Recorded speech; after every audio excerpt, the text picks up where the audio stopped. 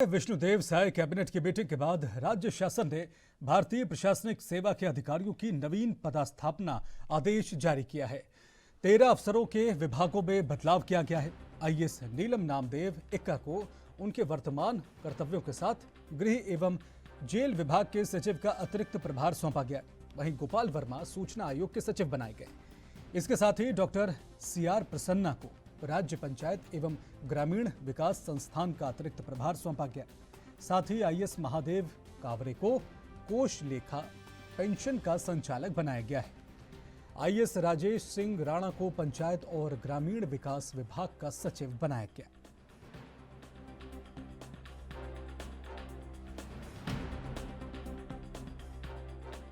वो शासन आदेश भी इस वक्त टेलीविजन स्क्रीन पर दिखा रहे हैं, उसकी कॉपी, जिसमें इन 13 आईएएस अफसरों के ट्रांसफर पोस्टिंग की जानकारी दी गई है। कैबिनेट की मीटिंग के बाद यह बड़ा फैसला लिया गया, जिसमें 13 आईएएस अधिकारियों को नई जिम्मेदारियां सौंपी गई हैं। उनके विभागों में बदलाव किया गया है।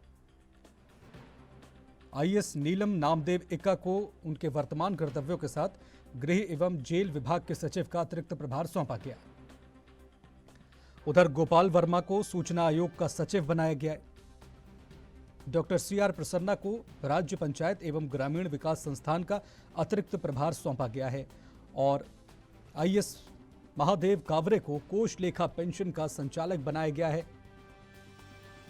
इस तरह से 13 आईएएस अधिकारियों के नए विभाग उनको दिए गए हैं।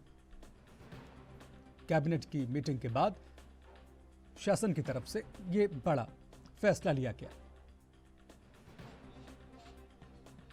अखिलेश तिवारी ब्यूरो चीफ हमारे साथ इस वक्त जुड़ चुके हैं। अखिलेश, बताइए, कुछ ज्यादा जानकारी दीजिए इस नई जो पोस्टिंग मिली है इन तमाम अधिकारियों को, उनके विषय में।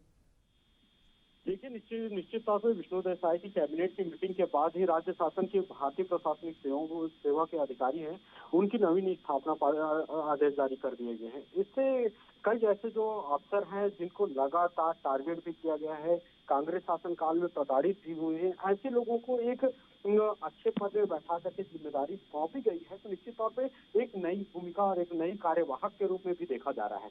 निश्चित तौर पे अगर बात की जाए तो नीलम नामदेव इक्का को उनके वर्तमान कर्तव्यों के साथ साथ गृह एवं जेल विभाग की सचिव का अतिरिक्त प्रभार सौंपा गया है। साथ ही साथ गोपाल वर्मा सूचना आयोग के सचिव बनाए गए हैं। इससे काफी ज्यादा उत्साहित भी है और जो लोगों की मंशा रही है, क्योंकि एक अलग से टारगेट भी किया जाता है, जो प्रशासनिक अधिकारी रहते हैं उनको जो सत्ता पक्ष में आते हैं उसके बाद से ही उनको नए विकल्प के तौर पे और साथ ही साथ नई जिम्मेदारी देने का प्रावधान होता है। लेकिन जैसे ही सत्ता परिवर्तन हुआ, उनको प्रताड़ित भी कांग्रेस शासन काल में किया गया। आज उन्हीं की भूमिका है जो आज यहाँ एक दौर पे शामिल हो रहे हैं और तबादले के बाद एक नई उम्मीद की किरण आईएएस आईपीएस के जो लोग हैं उनके ऊपर नजर आती नजर। आपने कहा अखिलेश कि बहुत से ऐसे अधिकारी हैं जिनको पिछले शासन में प्रताड़ना झेलनी पड़ी।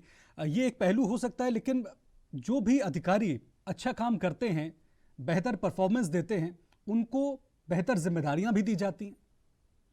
बिल्कुल, निश्चित तौर पे जिम्मेदारी तो मिलती है, लेकिन कहीं ना कहीं सत्ता पक्ष और विपक्ष की जो भूमिका होती है और कई ऐसे आईएएस अफसर रहते हैं जिनको एक कड़ी में जोड़ा जाता है कि ये भाजपाई है, ये कांग्रेसी है, ये कांग्रेस के तौर पे काम करने वाले हैं, ये भाजपा के तौर पे काम करने वाले हैं, ऐसे लोगों को ही टारगेट में किया जाता है। लेकिन कई ऐसे आईएएस अधिकारी रहते हैं जो मात्र अपनी जिम्मेदारी को निभाते हैं। इन लोगों को टारगेट में नहीं बल्कि उनके कार्य की दक्षता की वजह से उनको पोस्टिंग की जाती है। तो निश्चित तौर पे पोस्टिंग हो गई है। अब आने वाला विषय रहेगा कि क्या इनमें से कौन कांग्रेसी है, कौन भाजपाई है, ये आंकड़े तय कर पाएंगे। जी, लेकिन एक धारणा ये भी है अखिलेश की, अगर प्रशासनिक कुशलता बनाए रखना है तो समय समय पर अधिकारियों के तबादले होते रहने चाहिए। इससे विभागों में कामकाज जो है वो और बेहतर तरीके से संपन्न हो पाता है।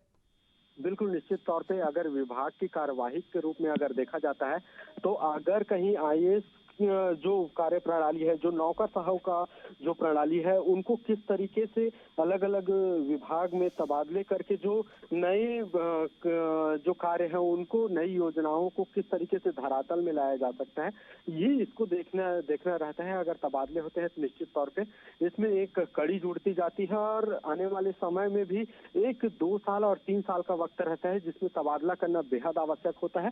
तो इसी के दरमियान ही तबादले होने चाहिए ताकि जो कार्यवाहक है वो बेहतर तौर तरीके से काम किया जा सके। जी बहुत बहुत शुक्रिया अखिलेश तमाम जानकारी के लिए।